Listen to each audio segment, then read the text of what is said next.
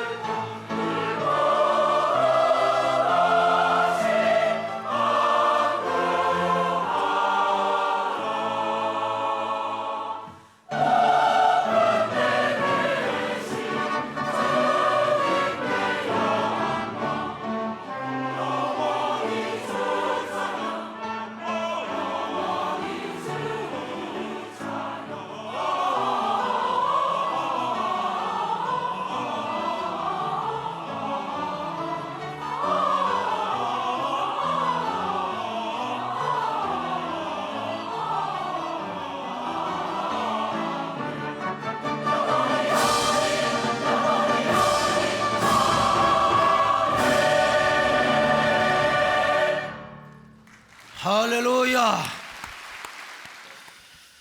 여러분은 닉 부이치치에 대한 이야기를 기억하고 계실 겁니다. 태어날 때부터 팔다리가 없이 태어났습니다. 여러분, 저 영상 진짜입니다. 어릴 때부터 저런 모습으로 살아야 했으니 얼마나 기구하고 기가 막히고 참 고통스러운 인생이었겠습니까? 학교에서 친구들에게 조롱당하고 왕따를 당합니다. 어쩔 수 없이 어릴 때부터 고독이라는 대명사가 그의 이름과 같았습니다. 그래서 그것을 참지 못하고 8살 나이 때부터 자살을 기도했던 인생이었습니다. 그러던 그가 어느 날 성경을 읽었습니다. 성경을 읽고 은혜 받았어요. 야, 나 같은 불구의 몸을 가지고도 하나님 앞에 영광을 돌릴 수 있구나. 여러분들 그런 사람이 되시기를 바랍니다. 나같이 부족한 사람도 하나님께 영광을 돌릴 수가 있다. 열심히 공부했습니다. 수영도 하고 축구도 했습니다. 그리고 학생회장을 냈습니다. 자, 뿐만 아니라 지금은 팔다리가 없지만 대학까지 졸업하고 전 세계를 다니면서 희망의 전도사 노릇을 하고 있습니다. 감사의 전도사를 하고 있는 것을 볼 수가 있어요. 그의 간증을 듣노라면 누구도 그 앞에서 절망할 자격이 없습니다. 그 양반의 간증을 듣노라면 누구도 원망할 수가 없단 말입니다. 오히려 고통을 통하여 우리도 하나님께 영광을 돌릴 수 있고 하나님의 사람이 될 수가 있다, 이런 걸 깨닫게 된단 말입니다. 오늘 성경에서도요, 자신의 약점 때문에 무던히도 고민하고 갈등했던 한 사람이 소개되고 있습니다. 누굽니까? 사도 바울입니다. 그것도 치명적인 약점 때문에 얼마나 괴로워하고 고뇌하고 있는지 모릅니다. 그 약점 때문에 기도도 많이 합니다. 얼마나 울며 얼마나 눈물로 간구하고 있는지 모릅니다. 유명한 주석가 핸드릭스는요, 사도 바울에 대해서 이렇게 표현했습니다. 그는 뛰어난 지성의 사람이요, 강철 같은 의지의 사람이요, 온유한 마음이 가득한 사람이라고 했습니다. 그뿐입니까? 능력의 사람이었습니다. 기적의 사람이었습니다. 가지가지 하나님이 은사와 능력을 소유하였기 때문에 어떤 환자도 손만 얹고 기도하면 나사버려요. 심지어는 그의 손수건, 그의 손수건만 가져다가 만져버리면 말이죠, 병이 고침받는 역사가 나타났다는 거요. 주여, 이런 은혜, 이런 능력을 여기 부족한 종에게도 주시기를 바랍니다. 막 손수건을 던지면 막 암도 고침받으면 얼마나 좋겠습니까? 그러면 내가 여러분들과 상대를 하겠습니까? 사실은. 어쨌든 사도 바울은 참 간증거리가 많고 자랑거리가 많았던 사람입니다. 그래서 복음을 누구보다 힘있게 증거했던 사람이요, 그런데 그에게도 말 못할 치명적 약점이 있었습니다. 그래서 오늘 본문에서 사단의 가시라고 표현하고 있습니다. 이 사단의 가시는요, 바울의 인간적인 약점을 넘어서서 사단의 사자가 가져다 준 가시였습니다. 이것이 사도 바울의 몸 안에 있는 불치병이었다는 것입니다. 그러니까 이 질병은 사도 바울의 몸이 약해서 얻은 게 아니요, 건강관리 잘못해서 얻은 것이 아니라 바로 사단이가 가져다 준 질병이었다는 것입니다. 이 사단의 가시, 몸 안에 있는 질병이 사도 바울을 얼마나 콕콕 찔러대든지 얼마나 괴로웠는지 몰라요. 그것은 자기만 아는 질병이었어요. 온 교인들이 나중에는 다 알아버리지 않았겠습니까? 그래서 이것을 사단의 가시라고 했던 것입니다. 그러면 그 사단의 가시, 곧 바울이 몸 안에 있었던 질병은 구체적으로 어떤 질병이었을까요? 성경에서 구체적으로 말하지 않기 때문에 학자들에 따라서 이런 주장합니다. 어떤 사람은 말라리아라, 어떤 사람은 간질병이라. 그런데 대부분의 학자들이 뭐라고 추측하느냐? 바울의 안질이었을 것이라고 추측을 합니다. 그는 다메섹 두상에서 하나님의 영광을 바라본 뒤 완전히 봉사가 됐잖아요. 근데 이제 저 아나니아라고 하는 이 선생, 이 하나님의 이 주의 종으로부터 안수기도를 받고 깨끗하게 고침을 받고 시력을 회복받았어요. 눈에서 비늘이 벗겨지고 나서야 다시 보게 되었는데, 그러나 아마도 그때 시력이 완전히 회복된 건 사실이지만 하나님의 간섭으로 말미암아 아마 완전히 시신경의 약함을 조금 두었지 않았을까, 이렇게 추측을 합니다. 그리고 이 약한 시신경과 시력을 통하여 사단이가 역사한다는, 사단이가 그 속에 가시를 가지고 들어와서 딱 자리를 잡고 집을 짓고 있단 말입니다. 이것이 바울에게 가시가 되었을 것이라고 추측을 합니다. 성경을 보면 사도 바울이 시력이 굉장히 안 좋은 것을 아주 간접적으로 설명을 내놓은 곳이 있습니다. 갈라디아 6장 11절입니다. 시작. 내 손으로 너희에게 이렇게 큰 글자로 쓴 것을 보라. 시력이 안 좋기 때문에 글씨를 막 크게 썼다 이 말입니다. 그리고 또 갈라디아 교인들한테 시력이 좋지 않은 것을 간접적으로 시사하고 있는 구절이 있습니다. 자, 갈라디아 4장 15절입니다. 시작. 너희의 복이 지금 어디 있느냐? 내가 너희에게 증언하노니 너희가 할 수만 있었더라면 너희의 눈이라도 빼어 나에게 주었으리라. 사도 바울이 자주 안질이 생겼던 것 같습니다. 요즘으로 하면 그 흔해 빠진 결막염, 다래끼, 무슨 뭐 녹내장 이런 것들이 생겨났을지 모르겠습니다. 그렇다면 이것이 사역을 하는데 얼마나 불편했겠습니까? 바로 그럴 때에 안구 이식 수술이 가능했더라면 갈라디 교인들은 내 눈이라도 빼드리겠습니다, 내 눈을 받으세요, 내 눈을 받으세요 막 그랬을 겁니다. 이런 갈라디 교인들의 사랑 때문에 사도 바울은 너무나 괴롭고 미안하고 죄송하고 감사했다 이 말입니다. 그래서 바울은 하나님 앞에 기도한 거요. 하나님 제발 이 가시 좀 물리쳐 주세요, 가시 좀 제발 가져가세요. 하나님 앞에 기도했는데 3번을 기도했어요. 이거는 그냥 하나님 앞에 가시 좀 물리쳐 주세요 그런 기도가 아니요, 아마 40일 금식을 했든지 철야 기도를 했든지 작정 기도를 했든지 간에 심각하게 작정 기도를 3번이나 했다 이 말이에요. 너무나 가시가 괴로워서 말이지요. 예나 지금이나 여러분, 눈이라고 하는 것은 마음의 창문입니다. 눈이 맑으면 마음이 깨끗하게 보이게 되어 있습니다. 그런데 아니 늘 다래끼나 나 있고 눈이 그냥 불그름하게 음란한 불독처럼 눈이 충혈이 되어 있으면 이게요 얼마나 주의 종으로서 참 괴롭겠습니까? 남들은 기도해주면 다 나아요. 왜 근데 내 눈병은 안 낫느냐 이 말입니다. 새빨갛고 충혈된 흐리멍텅 눈으로 그 앞에서 설교를 하고 있다는 게 얼마나 괴로운 줄 아십니까? 여기 소목사가 다래끼가 나가지고 사랑하는 여러분, 그러면 여러분 은혜가 되겠습니까? 그래서 바울은 막 두려웠습니다. 여보시오, 바울 사도님, 남의 병 고치려고 하지 말고 당신 병이라고 치시오, 당신 눈병이라고 치시오 라고 하는 말을 교인들이 할까 봐서 얼마나 조마조마하고 자존심도 많이 상했을 것입니다. 그래서 이런 고통을 뭐라고 그랬냐? 사단의 가시라고 그랬어요. 사단의 가시라고. 여러분, 가시로 여러분의 살을 쑤셔보세요. 얼마나 아픈지. 바늘로 여러분의 허벅지를 쑤셔본다고 생각해보세요. 얼마나 아픈지요. 그런데 사탄이가 날카로운 가시를 가지고 와서 사도 바울의 삶을 매일매일 쑤셔댄다 이 말이요. 그러니까 바울은 얼마나 괴롭고 아프겠습니까? 얼마나 그 영혼이 막 고뇌하였겠느냐 이 말입니다. 그래서 바울은 심각하게 3번이나 기도했다니까요. 제발 이 가시를 물리쳐달라고 말이죠. 그러나 아무리 기도해도 이 가시가 물러가지를 않습니다. 하나님께서 물러가게 하지 않는 거예요. 하나님이 이렇게 말씀하시고 하나님이 음성을 주시지 않겠습니까? 바울아, 내 은혜가 내게 족하도다.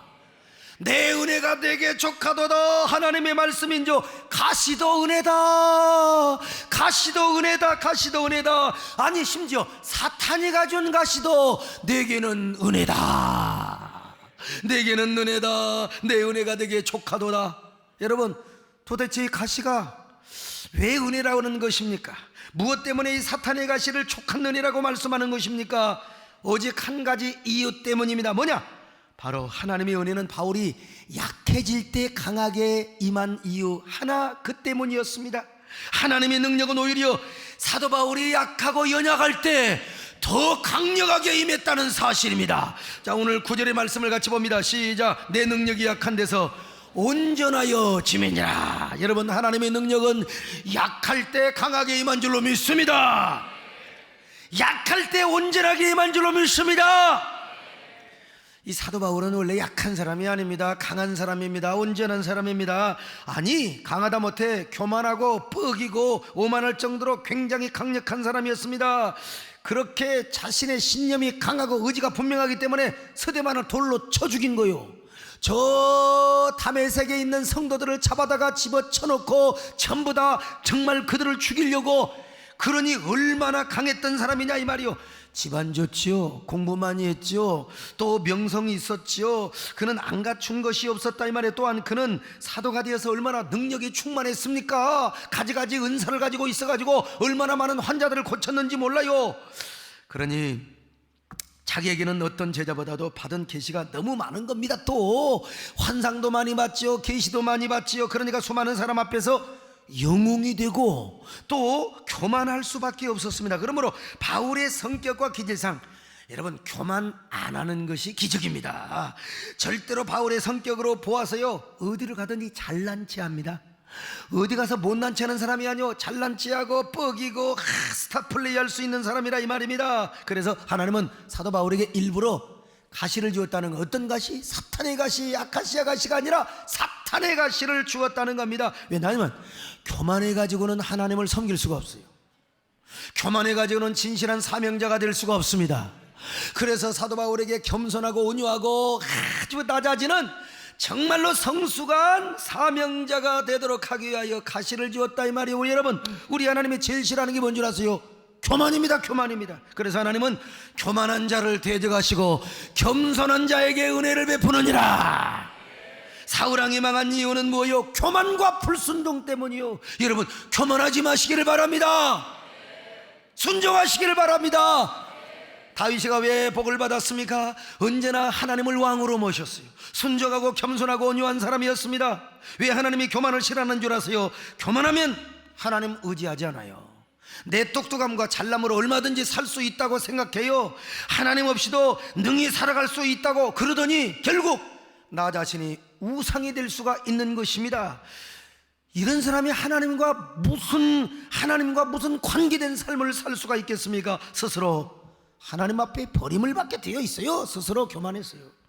그래서 하나님은 바울에게 사단의 가시를 미리서 허락해 주셨던 것입니다. 이 가시를 통하여 바울이 더 겸손하게 하나님을 의지할 수 있도록 하기 위하여, 오직 하나님만 붙잡고 하나님을 의지하도록 하기 위하여, 행여 바울이 교만할까봐, 행여 바울이 스스로 자고할까봐 하나님께서 가시를 허락해 주었다고 바울이 고백하고 있는 거예요. 자, 7절을 같이 봅니다. 시작. 여러 계시를 받은 것이 지극히 크므로 너무 자만하지 않게 하시려고 내 육체에 가시고 사단의 사자를 주셨으니 이는 나를 쳐서 너무 자만하지 않게 하려 하심이라. 교만할까봐서 바울도 알았어요. 내가 자만할까 봐서 말이죠. 다시 말하면 사도 바울로 하여금 하나님 앞에 겸손하고 낮아지고 언제나 하나님만 의지하는 사역자가 되도록 하기 위하여 가시를 허락해 주셨다는 것입니다. 도대체 겸손이 뭐길래, 교만이 뭐길래, 왜 이렇게 하나님은 가시를 주셨단 말입니까? 교만은 패망의 선봉이요 넘어집의 앞잡이라 이 말입니다. 교만하면 절대로 까불면 망한다는 것입니다, 여러분. 그러나 겸손은 무엇입니까? 은혜를 가져오는 첩경인 줄로 믿습니다. 겸손하면 은혜 받습니다. 겸손하시기를 바랍니다. 그래서 바울이 순간적으로 우쭐하고 교만하려고 했을 때 하나님 당장 그 안에서 가시가 콕콕 찌르게 만드는 거예요. 그냥 가시가 다래끼가 나고 또 그냥 눈이 이렇게 생기고 말이요. 여러분, 그때 사도 바울이 얼마나 자신이 초라하고 비참하다는 걸 느꼈겠습니까? 아마 이렇게 고백하고도 남았을 겁니다. 하나님, 제가 좀 괜찮은 사람인 줄 알았는데 야, 이렇게 형편이 없어요. 저는요, 하나님이 안 붙잡아 주시면 저는 설교도 할 수도 없고, 하나님이 도와주지 않으면 나는 목회할 수도 없습니다. 주여, 이렇게 엎드려 굴복하는 마음으로 하나님께 기도하고 의지하오니 주여, 이 종을 붙잡아 주시옵소서. 이 종을 붙잡아 주시옵소서. 그런데 이상한 것은 바울이 우쭐하고 자고할 때는 별로 능력이 안 나타나는 거예요. 기도해도 별로 병도 안 나서요. 근데 바울이 엎드려서 하나님을 간절히 의지할 때 주님의 은혜가 임한 줄로 믿습니다. 기도할 때 능력이 임하였습니다. 여러분요, 치명적인 단점 때문에 눈물을 흘리며 간절히 간구하고 괴로워할 때 하나님의 능력이 놀랍게 나타나게 되었다 이 말입니다. 그때 주님이 말씀하시는 거예요. 바울아, 내가 너에게 말했잖아. 오히려 약할 때 은혜가 강하게 임한다고. 그러니까 가시 때문에 괴로워하지 마라, 울지 마라. 그 가시 때문에 너는 오히려 능력 있는 사역자가 되었지 않느냐. 약함 때문에 너는 최고의 사도가 되었지 않느냐, 최고의 사명자가 되었지 않느냐. 이렇게 내 은혜가 족하거늘, 나의 은혜가 족하거늘. 할렐루야. 그래서 바울이 깨달은 사실이 하나 있었어요. 아, 하나님의 능력은 약할 때 임하는구나. 아, 하나님이 그냥 가시를 준 게 아니야. 나에게 능력 주시려고. 하나님의 은혜는 자기가 약하면 약할수록, 엎드리면 엎드릴수록 최상으로 나타난다는 사실을 깨달았습니다. 그래서 바울이 막 결심했어요. 하나님, 이제는 내가 약함 때문에 괴로워하지 않겠습니다. 이 약함을 주신 하나님을 찬양하겠습니다. 사단의 가시를 자랑하며 살겠습니다. 나는 오히려 약함 때문에 하나님의 은혜가 내 속에 강하여지고, 오히려 하나님의 능력이 충만한 사도 중에 사도가 된 거, 이 가시 때문이라는 거, 이거 하나님의 은혜 때문이라는 거 자랑하며 살겠습니다. 그래서 바울은 하나님 앞에 엎드릴 때마다 아마 이런 노래를 불렀을 거요. 고백의 노래, 찬양을 했을 겁니다. 하나님, 약할 때 강함 주시는 하나님 너무나 좋습니다. 나의 약함을 통하여 내가 하는 것이 아니라 하나님이 하신다는 사실, 하나님의 나의 은혜가 나에게 임하신다는 사실, 이제 그러니 나는요 약함을 감사로 바꾸겠습니다. 약함을 찬양으로 바꾸겠습니다. 이제는 사탄의 가시도 하나님의 은혜로 알고 감사하겠습니다. 하나님이여, 나는 언제나 주님을 찬양하며 살겠습니다. 약할 때 강함 주시네, 나의 보배가 되신 주, 주 나의 모든 것,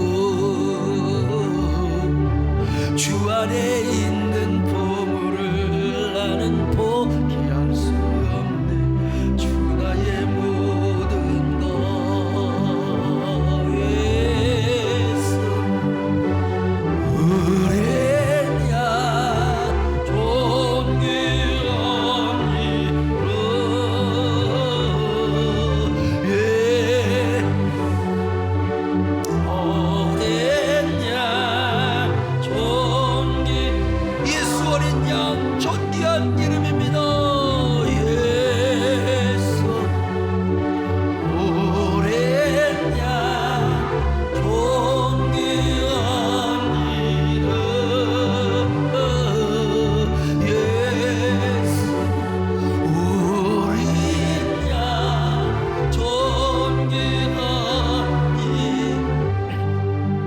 작년 초에 있었던 안면마비 사건을 제가 평생 잊을 수가 없을 거예요.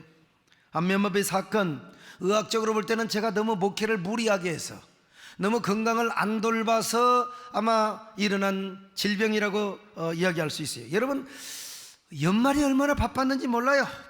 그 많은 교계의 초찬 모임과 망년의 모임, 내가 무슨 열심과 사명을 가지고 다 참석해서 설교하고 순서 맡고 말이죠. 하다못해 헌시라도 하고 다녔습니다. 알고 세상에 말이죠. 그런 가운데 저는 틈틈이 또 신년 축복성의 말씀을 준비해야 했습니다. 그러니까 그 말씀 준비는 저녁 늦게 11시 12시부터, 심지어는 교역자 연말 수련회, 또 연말 당회 정책 수련회까지 낮에는 다 그들과 함께 있다가 저녁에 다 외롭게 그냥 여러분 말씀을 준비하는데, 아니 그때 이상하게 왼쪽 목이 굳어가고 왼쪽 눈이 왜 이렇게 쓰리는지 몰라요. 저는 아무것도 모르고 안과에 가서 처방을 받아서 테라마이신 항생제 안연고가 있어요. 이 안연고를 눈에다가 바르고 눈을 감고 한눈으로 애꾼을 뜨면서 말씀을 준비했다. 나의 열정도 대단한 사람입니다. 어쨌든 간에요. 그런데 송구용신 예배 때는 또 TV에서 생중계를 한다고 얼마나 신경을 많이 썼는지 모릅니다. 또한 새벽녘까지 그 많은 사람들 세상에 다 그냥 안수기도 해주고요. 근데 그 이튿날 1월 1일 날은 또 주일이었습니다. 그래서 일부 예배가 아침 일찍부터 시작하니까 제가 일부 예배는 부목사님에게 맡기고 비서실에 다 지시해놓고 제가 잤는데, 아니 그때 이렇게 소통이 안 돼가지고 의전을 담당한 우리 강정식 장로님이 와서 문을 두들고 깨버리잖아요. 그래서 그날도 일부 예배를 제가 다 일부 예배부터 저녁 집회까지 다 했다는 거 아닙니까? 그래서 지금은 제가 문을 잠그고 잡니다, 여러분. 그리고 그 다음 날부터 계속 새벽 집회와 낮 집회, 저녁 집회 인도 다 했습니다. 그러면 그때 오후에라도 좀 쉬면 또 얼마나 좋아요.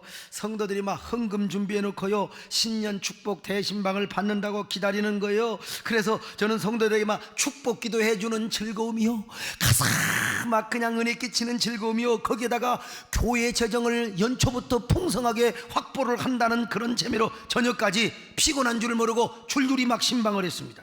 성도들이 연초에 은혜 받고 복 받기 위하여 목돈을 헌금하니까 그런 가정 신방하는 재미로 피곤을 몰라요. 오히려 저녁 집회 끝나고도 여러분 신방 간 집도 있었다 이 말입니다. 여러분요, 저를 피곤하지 않게 하는 비결이 있습니다.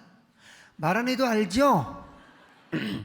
그리고 다음날 새벽 집회를 하였습니다. 이러기를 며칠 계속하다가 목요일 새벽에 세계 성령 중앙협의회 신년 초찬기도의 모임을 간 거요. 그때 제가 마음속에 가장 우러러보고 존경하는 조용기 목사님이 설교를 하시는데 내가 왜 안 갑니까? 그날 예배 사회를 맡았는데 말이죠. 그래서 거기 가서 이상하게 눈이 안 감기고 얼굴이 이상하더라고. 그것이 바로 뭐냐? 안면마비의 시작이었습니다. 거기 가서 안면마비를 선물로 받고 돌아온 거예요. 그러니 의학적으로 볼 때는 제가 100% 무리를 해서 안면마비가 온 것이죠. 그러나 항상 우리는 의학적으로만 보면 안 돼요. 영적으로, 신앙적으로 하나님의 손길과 섭리를 깨달아야 되거든요. 그 영적으로 볼 때는 하나님이 저에게 주신 바로 가시였습니다. 사단의 가시였어요. 왜냐하면 하나님 보시기에 저도 너무 자고할 수 있고 제가 교만할 수 있거든요. 제가 지난 몇 년 동안 얼마나 한국교회 연합사업과 부흥운동에 앞장을 섰습니까? 저뿐만 아니라 우리 세대교회가 한국교회 연합집회와 연합운동에 얼마나 큰 역할을 했습니까? 떠오르는 태양과 같은 역할이 우리 세대교회 역할이었어요. 한간에 소목사와 세대교회 없으면 연합집회 안 될 정도라고, 저 듣기 좋은 소리라고 사람들이 그런 말을 했습니다. 생각해 보세요. 지난 월요일날 한 1200~300명 했지만, 여러분 우리 기도 한국 같은 경우 옛날 그 부활절 연합회 8.15 광복 그럴 때 여러분, 아니 수천 명, 심지어는 4~5천 명 성가들을 통원할 수 있는 교회가 대한민국에 얼마나 되겠습니까? 그런데 그때 하나님께서요 저에게 안면마비를 딱 주신 거예요. 안면마비를. 그래서 꼼짝달싹도 못하고 숨어서 살아야 했습니다. 그때 제가 얼마나 하나님 앞에 하소연을 했는지 모릅니다. 하나님, 제가 뭘 잘못했습니까? 내가 아직까지는 의협심을 가지고 순수한 마음으로 하나님을 섬겨왔는데 내가 뭘 도대체 잘못했다고, 뭘 그렇게 높아졌다고 하나님 저를 이렇게 얼굴이 잘생긴 얼굴을 찌그러지게 한단 말입니다. 정안면마비를 주시고 싶으시거들랑 우리 마누라에게 준다든지 아니면 우리 장로님들한테 준다든지 해야죠. 왜 저에게 주신단 말입니까? 여러분 생각해 보세요. 날뛰다 못해 날아다닐 정도로 바빴던 저를 설교도 못하게 저 골방에다가 딱 가다 놓고 거기서 기도만 하고 아침에 일어나서 거울 보고 또 실망하고 그 다음날 거울 보고 실망하고 하나님 얼마나 답답하고 속이 터지겠느냐 이 말이에요. 그러나 다 지내놓고 생각해 보니까 그것은 하나님이 저에게 주시는 축복의 가시였단 말입니다. 그때쯤에 우리 한국교회가 둘로 나뉘어졌습니다. 마치 어머니와 아버지가 이혼을 하듯이 교회가 둘로 양분이 되어버리고 말았어요. 그때 하나님께서 저를 아주 은밀한 골방에다가 딱 처박아 두신 겁니다. 만약에 그때 저에게 안면마비가 안 왔더라면 제 성격상 이것저것을 다 뛰어다니며 얼마나 먼지를 일으키고 얼마나 콩자발, 녹두자발, 방정, 초방정을 떨고 다녔을지 몰라요. 그러다 보면 여러분 이쪽에서 오해받고 저쪽에서 오해받고 그러다가 정치 목사로 낙인 찍히고 정치 목사로 전략이 되어버렸을지도 몰라요. 아니면 저 혼자 기고만장하게 막 그냥 다니면서 스타 플레이를 하며 나도 저 절벽으로 톡 떨어져 버렸을지도 몰라요. 여러분, 우리 하나님께서 얼마나 정치 목사 싫어하는 줄 아세요? 우리 하나님께서 자기 혼자 과시하고 자랑하고 가끔 깨달아요. 하나님, 그래도 저는 안면마비 덕분입니다. 이렇게 깨닫는다 이 말입니다. 요즘 가만히 보면 너무 지나치게 정치하다가 넘어지고요, 너무 스타플레이 하다가 절벽으로 곤두박질하는 것을 제가 가끔 보면서, 근데 하나님께서는 안면마비라고 하는 가시를 저에게 주셔서 저를요 얼마나 납작호가 되게 하셨는지 몰라요. 모든 것을 미리 하시는 주님께서 행여 제가 자고하거나 교만하여 우쭐대거나 자만하여 스타플레이를 할지도 모른다는 걸 하나님께서 미리 하셨습니다. 그래서 안면마비를 미리서 딱 예방접종으로 주사를 맞춰주신 것 아니겠습니까 여러분? 그러니까 내가 얼마나 감사한지 몰라요. 이 안면마비로 인하여 제가 얼마나 성숙한 사람이 되고 확신은 있지만 겸손한 사람이 되고 얼마나 하나님의 능력의 사역자로 서 있는지 모른다 이 말이에요. 오히려 바울처럼 가시가 저를 약하게 하였어요. 그런데 그 약함이 저를 강하게 하였고 이 약함이 저를 성숙한 사역자로 만들어 주었다 이 말입니다. 오히려 더 위대하고 능력 있고 하나님 보시기에 최고의 사역자의 모습으로 하나님이 이렇게 빚어주셨다는 거예요. 얼마나 감사합니까? 그러니까 사단의 가시가 나에게 축복이었다는 것입니다. 그렇다고 여러분 안면마비를 사모하지 마시길 바랍니다. 목사님 나도 안면마비 해주세요. 그럴 필요 없어요. 오늘 설교 듣고 여러분들이 겸손하면 되는 겁니다. 설교 듣고 낮아지면 되는 겁니다. 할렐루야. 어느 가정에 저희 집사람이 신방을 따라갔는데 여자 집사님이 가시 이야기를 하는 거요. 목사님 나는 우리 남편이 가시였다는 거요. 내가 그분 설교 듣고 지금 그분 이야기 간증 듣고 오늘 설교하는 거요. 이혼을 몇 번이나 생각해보고 세상에 그랬는데 결국 이혼도 맘대로 안 되더라는 겁니다. 근데 지내놓고 보니까 그게 가시였다는 거예요. 그렇지만 그 가시 때문에 자신의 신앙이 얼마나 성숙하고 하나님의 위대한 사명자로 우뚝 서게 되었다는 겁니다. 그래서 제가 그때 뭐라고 화답을 하고 그리고 대꾸를 한 줄 아십니까? 집사님, 야 묻지 마라 갑자생이네요. 저에게도 평생 가시가 하나 있거든요. 옆에 계시는 저 우리 마누라예요. 그랬어요. 저는 죽을 때까지 우리 집사람 잊을 수 없는 우리 집사람이 저 생각한다고 한 건데 나는 상처가 되었거든요. 두 가지 이 말을 잊을 수가 없어요. 제가 개척을 준비하기 위해서 운전면허를 따야 되잖아요. 일종 보통 운전면허증을 따왔습니다. 예배도 제가 그날 가서 오전에 필기시험을 합격하고 오후에 코스와 주행을 다 합격해 온 사람 아닙니까? 그래야 개척교 하면서 차 운행도 할 거 아닙니까? 근데 단번에 합격을 해가지고 집에 와서 합격증을 들고 왔더니 저희 집사람이 돌도 지나지 않는 아들 녀석을 다 보듬고 바깥에 나오더니 합격했어요? 상근아 니네 아빠 이제 택시 운전이라도 해서 너 굶기지는 않겠구나, 너 먹여 살리겠구나 그런 거예요. 여러분 우리 집사람은 좋아서 그런 얘기 했겠지만 근데 내가 택시 운전을 하려고 운전면허 딴 건 아니거든. 어떻게 그런 말을 골라서 하십니까? 우리 사모님께서는 제가 무등산 기도원에 가서 얼마나 울었는지 몰라요. 하나님 나 제발 택시 운전 안 할래요. 주님 저 목회하게 해주세요. 하나님 목회 잘하게 해주세요. 그러려면 하나님 개척의 길을 열어주셔야 됩니다. 개척의 길을 열어주셔야 됩니다. 도움의 손길을 주세요. 그렇게 기도하고 몇 사람의 도움을 얻어서 서울로 온 거 아니겠습니까? 그때 제일 많이 도와주신 분이 우리 문정남 장로님과 김현숙 권사님이요, 그 다음에 김양림 권사님, 임정성 권사님, 다 이분들 여러분 우리 교인이 돼버렸다니까요. 그때 제가 교회를 가락동에서 개척을 했습니다. 왜냐하면 서울 시내 다 다녀보니까 가락동의 교회가 제일 없더라고요. 그래서 가락동 187-1 이거 절대로 죽을 때까지 잊어먹을 수가 없습니다. 되게 계약을 냈습니다. 근데 이 잔금을 줘야지 그래야 빨리 올 것 아닙니까? 그런데 돈이 있어야지요. 그렇지만 혼자 왔다 갔다 간판 나고 또 왔다 갔다 또 의자 또 이 여기 놓고 왔다 갔다. 근데 이사를 몇 달 후에 와서 딱 본 거예요. 저희 집사람 와서 처음 봤어요. 근데 그 몇 달 사이에 교회가 줄줄이 서버리는 거야. 줄줄이. 그때 우리 집사람이 또 인상을 쓰면서 뭔 놈의 교회가 이렇게 많은 곳에 개척을 했느냐고. 여러분 집사람 말이 옳아요. 누가 그러고 싶었나? 자기들이 오니까 그런 거지. 여러분 보세요. 학원을 하면 옆에 학원 없는 데가 어디가 있습니까? 여러분 짱깨집이라도 한번 해보려고 해봐요. 없는 데가 어디가 있느냐고. 미용실 젤라면 다 있어요 좀. 그러더니 집사람이 여기저기 다니면서 이웃교회 주보를 가져오는 거예요.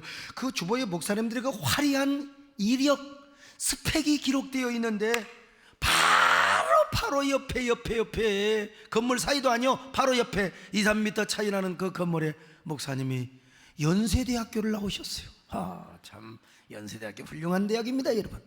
고려대학교 그리고 또 서울대를 나온 목사님, 감신대, 총신대. 뭐하게 거기다가 스펙을 기록해 놓습니까? 참 스펙을 기록해놔요. 다 나름대로 자랑스러우니까 그래요. 이 교회 보면은 여름에 보면은 너무 막 어깨 파진 옷을 입고 다니는 여자들, 치마를 짧게 입고 다니는 사람들, 여러분 나름대로 자신이 있어서 그런 것입니다. 다리가 날씬하니까 그러는 거예요.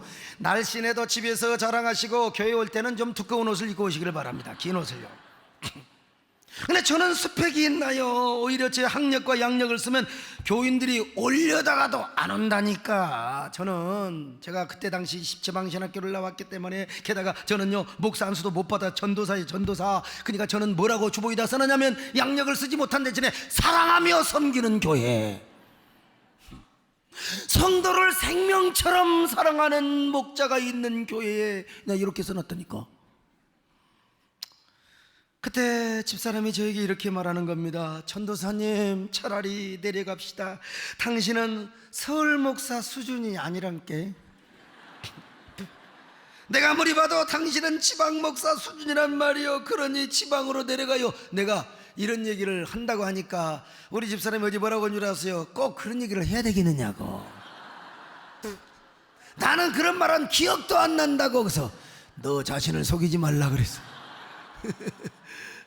그랬더니 했다 하더라도 꼭 그 말을 해야 되겠느냐? 해야 되겠다 그랬어. 그 말을 듣고 제가 얼마나 하나님 앞에 기도했는 저 지하 예배실에 내려가가지고 하나님 저 여자 말을 들으셨습니까? 하나님 제가요 서울 목사 스타일이 아니래요.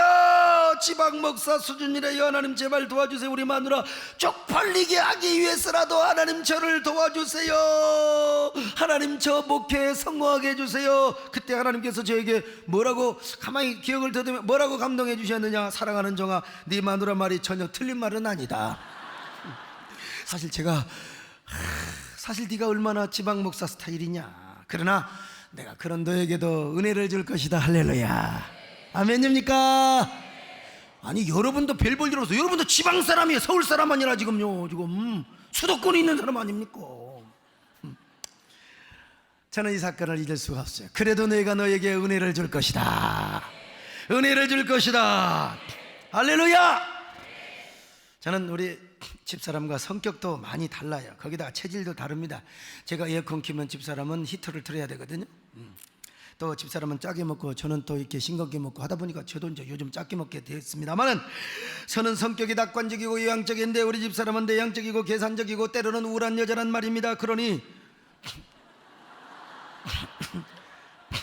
목회의 동반자이면서 또 때로는 가시 역할을 했어요.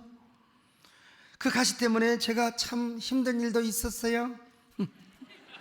고통스러웠어요. 그러나 여러분 분명히 알아야 됩니다. 우리 집사람이라는 가시 때문에 오늘의 우리 세된 교회가 있는 거예요.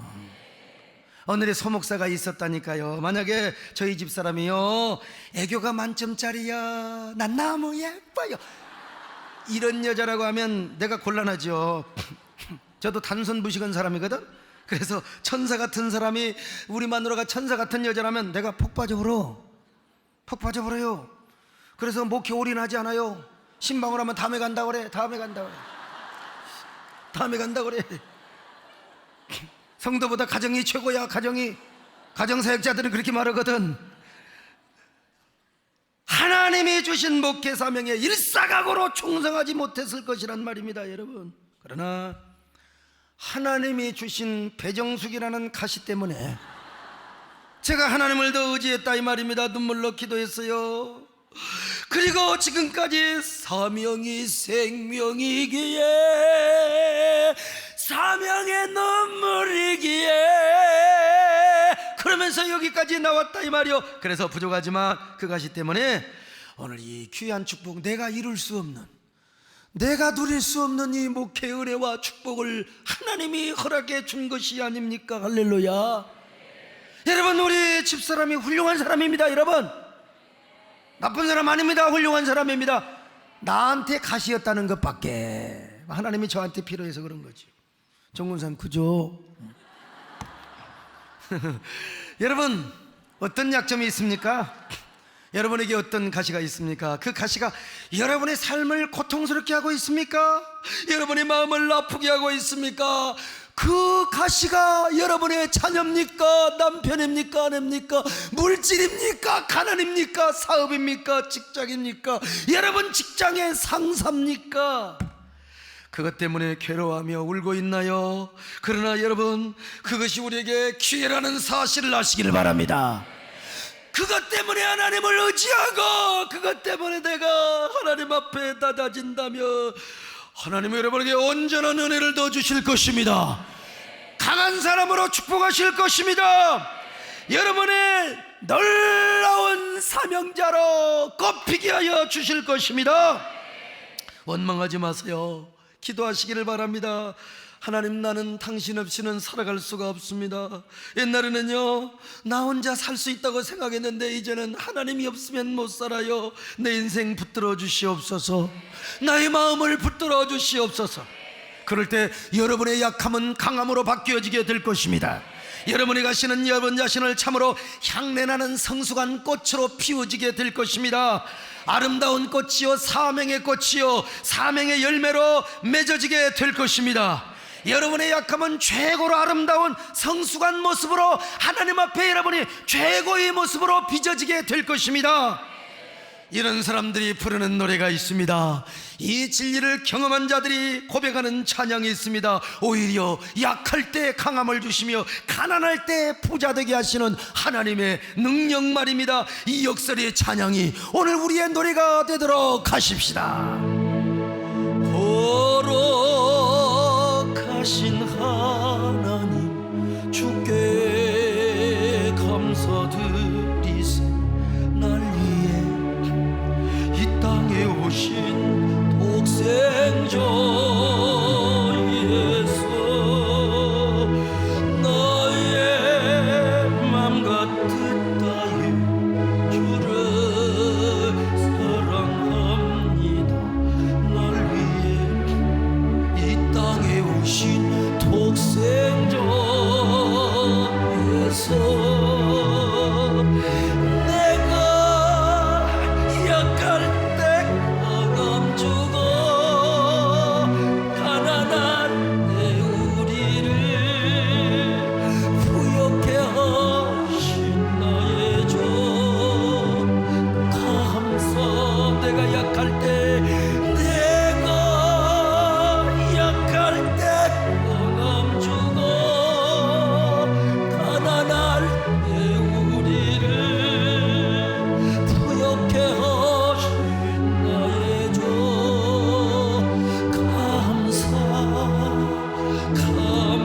내가 약할 때, 다시 한번 합니다.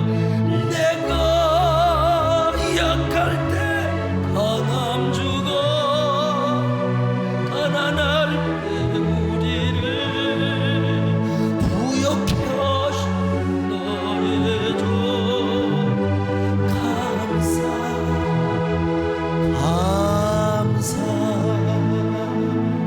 오늘 여러분의 약함은 무엇입니까? 여러분 속에 있는 사탄의 가시는 무엇입니까? 그 가시 때문에 원망하지 마십시오. 그 가시 때문에 더 이상 울지 마세요. 이제는 그 약함을 그리스도 안에서 강함이 되게 하시기를 바랍니다. 그 가시가 향기로운 꽃으로 피어나게 하시기를 바랍니다. 사명의 꽃으로 피어나며 사명의 열매가 맺게 하시기를 바랍니다. 하나님 앞에 최고의 성숙한 모습으로 설 수 있기를 바랍니다. 하나님 아버지, 고맙습니다. 우리의 약함으로 하나님 앞에 최고의 모습을 보여드리는 귀한 계기가 되게 하여 주시고 기회가 되게 하여 주시옵소서. 예수님의 이름으로 기도드렸나이다. 아멘.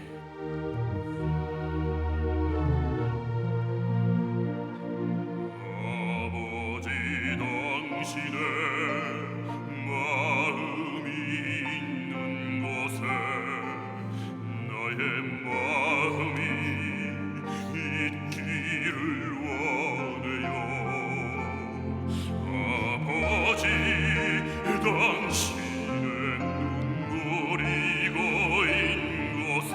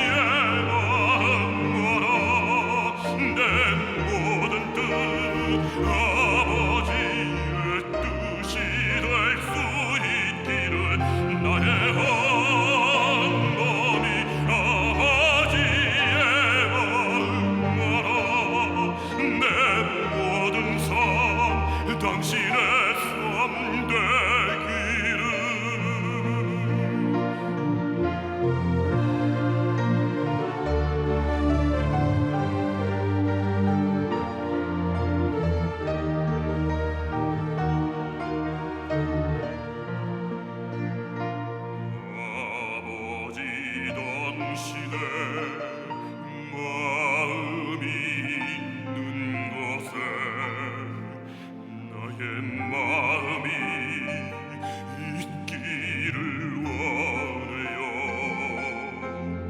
아버지, 당신의 눈물이 고인 곳에 나의 눈물이 고이길 원해요. 아버지, 당신이 바라보는 영원 내게 나의 두 눈이 향가길 원해요. 아버지, 당신이 울고 있는 어떤 땅에 나의 두 발이 향하길 원해요. 나의 마음이 아버지의 마음 알아. 내 모든 뜻 아버지의 뜻이 될 수 있기를 나의 한 마음이 아버지의 마음 알아. 내 모든 삶 당신의 삶 되기를 나의 마음이 아버지의 마음 알아. 내 모든 뜻 아버지의 뜻이 될 수 있기를 나의 한 마음이 아버지의 마음 알아. 내 모든 삶 당신의 삶 되기를 내 모든 삶 당신의 삶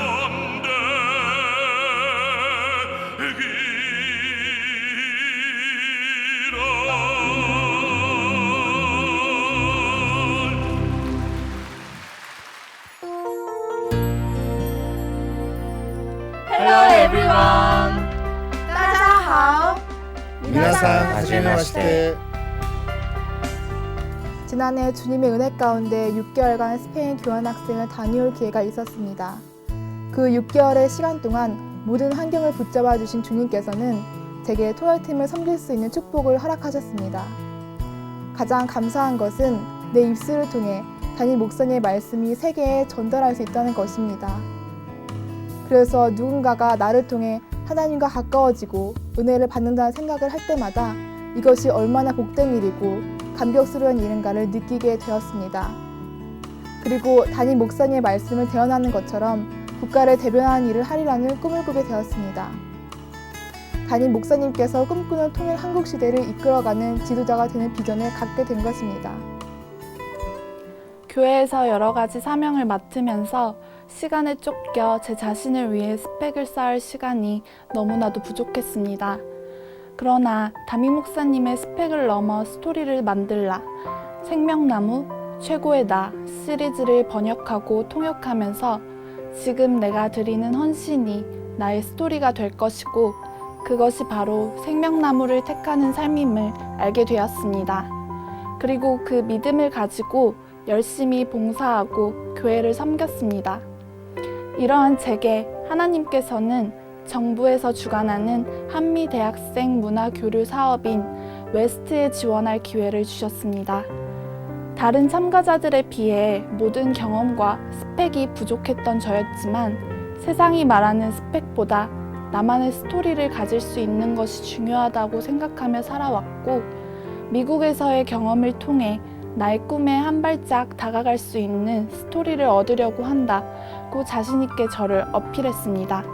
그리고 면접관들은 6.25 참전용사 초청 보훈 행사의 통역봉사 경험과 캄보디아 단기 선교의 경험을 긍정적으로 평가해 주셨습니다.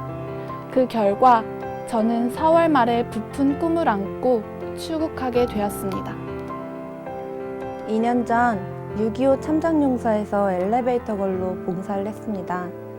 그때 외국인 분이 제게 엘리베이터 걸 자격증이 있냐고 가벼운 농담을 던지셨는데 순간 꿀먹은 벙어리가 되고 말았습니다. 그런데 옆에서 유창한 영어로 통역봉사를 하는 저보다 어린 청년을 보며 부러운 마음과 강한 도전을 받게 되었습니다. 그래서 주님께 저도 내년에는 통역으로 봉사하게 해주세요 라고 간절하게 기도하기 시작했습니다. 영어와 관련이 적은 서양학과임에도 불구하고 그 꿈을 이루기 위해 인터넷 강의를 통해 독학을 하며 열심히 공부하기 시작했습니다. 그러던 중 하나님의 은혜로 학교에서 인턴으로 외국인 교수님을 위해 번역 업무를 하게 되었고 자연스레 영어와 친밀해지게 되었습니다. 하나님의 은혜로 우연히 통역부에 들어오게 되었고 통역부의 가장 큰 행사 중 하나가 참전용사 통역이라는 것을 알게 되었습니다. 2년 만에 받은 기도응답이었습니다. 그리고 2년 전까지만 해도 한마디도 내뱉지 못했던 저를 단국대에서 외국인을 전도하는 도구로 쓰셔서 그 영혼을 교회를 이끄시는 은혜를 경험했습니다. 우리 통역위원회는 이 시대를 이끌어 가시는 담임 목사님의 말씀을 통해 담임 목사님과 같은 비전을 꿈꾸며 달려왔습니다. 앞으로도 새해된 통역위원회는 담임 목사님의 설교가 온 열방과 민족들에게 전달되게 하고 새해된 교회가 글로벌 처치가 되는 데에 가교 역할을 감당할 것입니다. 이 사역을 함께 감당할 새해된 일꾼들을 기다리겠습니다. 감사합니다. 새해된 교회 통역위원회 화이팅!